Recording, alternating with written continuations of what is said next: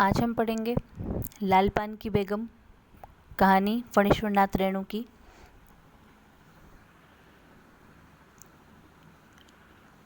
यह कहानी स्त्री सशक्तिकरण का उदाहरण प्रस्तुत करती है। इस कहानी में मानवीयता का एक स्रोत लोक संस्कृति है। कहानी में सामान्य जनजीवन, सामाजिक संबंध, सोच और भावनाओं में विरोधी परिस्थितियों के बावजूद मानवीयता का विकास दिखाई देता है। कहानी में संवेदनात्मक उद्देश्य पूरी सफलता के साथ चित्रित हुआ है।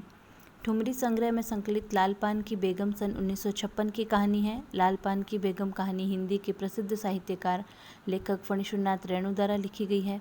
इसके प्रमुख पात्र हैं बिरजू की माँ और गौण पात्र हैं बिरजू, जंगी की पुतोहू, चंपिया, सुनरी, मखनी फुआ, सिद्धू की बहू, लरेना खवास, मियाँ-जान और बाबू साहब। फणीश्वर नाथ रेणु हिंदी भाषा के साहित्यकार थे। रेणु को जितनी प्रसिद्धि उपन्यासों से मिली उतनी ही प्रसिद्धि उनको उनकी कहानियों से भी मिली।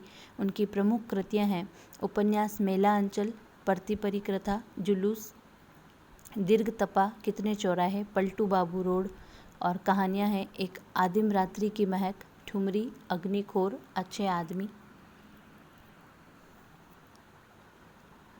इस कहानी के माध्यम से रेणु जी ने नारी के स्वाभिमान और आत्मसम्मान के चाह को जग जाहिर किया है। गांव में महिलाओं के मध्य होने वाले मखौल का जीवंत चित्रण मिलता है।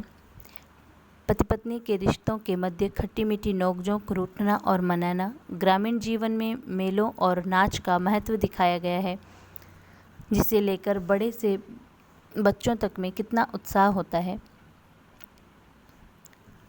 कहानी के जो पात्र हैं, बिरजू की माँ नायिका और एक सशक्त महिला है जो कि सबको साथ लेकर चलने में विश्वास रखती है, जो कि पल में रूठती और उतनी ही जल्दी ठीक भी हो जाती है। बिरजू के पिता एक डरपोक किस्म के इंसान जो खुद की चाह को सदैव दबा कर रखते हैं। बिरजू, चंपिया ये दोनों भाई बहन हैं। मखनी बुआ जिनका कोई नहीं है। जंगी की पुतोहू एक मुँहजोर नवविवाहित स्त्री जो बिरजू की माँ से नहीं डरती है। सुनरी गांव की एक स्त्री है।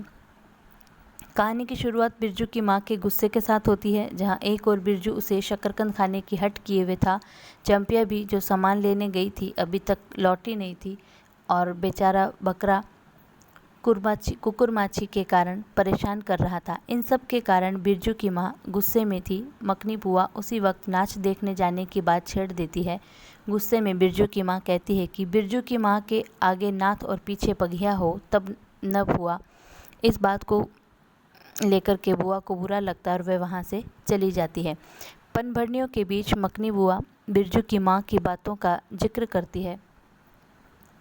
8 दिन पहले ही बिरजू की माँ ने सबसे कहा है कि बिरजू के बप्पा ने कहा है कि बैलगाड़ी पर बिठाकर बलरामपुर का नाच दिखा लाऊंगा। इसीलिए मखनी बुआ बिरजू की माँ से नाच देखने चलने के बारे में पूछा था, लेकिन बिरजू की माँ ने गुस्से में जो जवाब दिया उससे मखनी बुआ को बुरा लगा।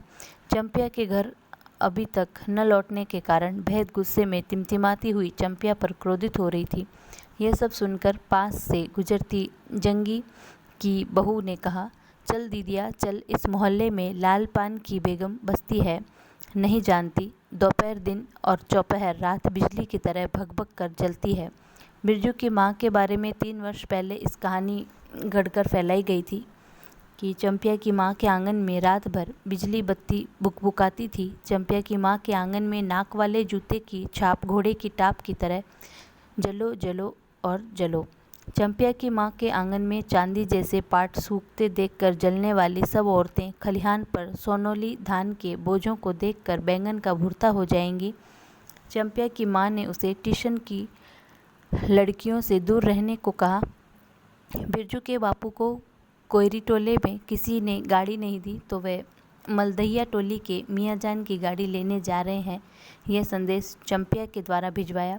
गाड़ी न मिलने के कारण बिरजू की माँ उसके बापू से नाराज़ होकर सब काम छोड़ सोने चली जाती है। ये सब सुनकर चंपिया की आंखों में आंसू आ गए और 1 वर्ष पहले की बात याद आती है, जो उसकी माँ कहा करती थी, बलरामपुर के नाच के दिन मीठी रोटी बनेगी, चंपिया छींट की साड़ी पहनेगी और बिरजू पैंट पहनेगा। बैलगाड़ी पर चढ़कर बिरजू का भी मन उदास हो चुका था। उसने अपने मन ही में इमली पर रहने वाले जिन बाबा को एक बैंगन कबूला था।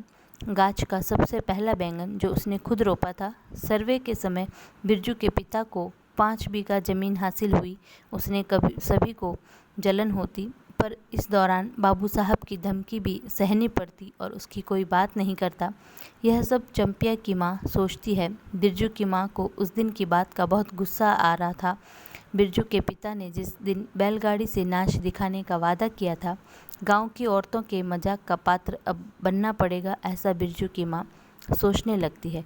तभी बिरजू के पिता बैलगाड़ी लेकर आ जाते हैं। बिरजू की माँ की नाराज़गी दूर हो जाती है और बिरजू और चंपिया भी बहुत खुश हो जाते हैं।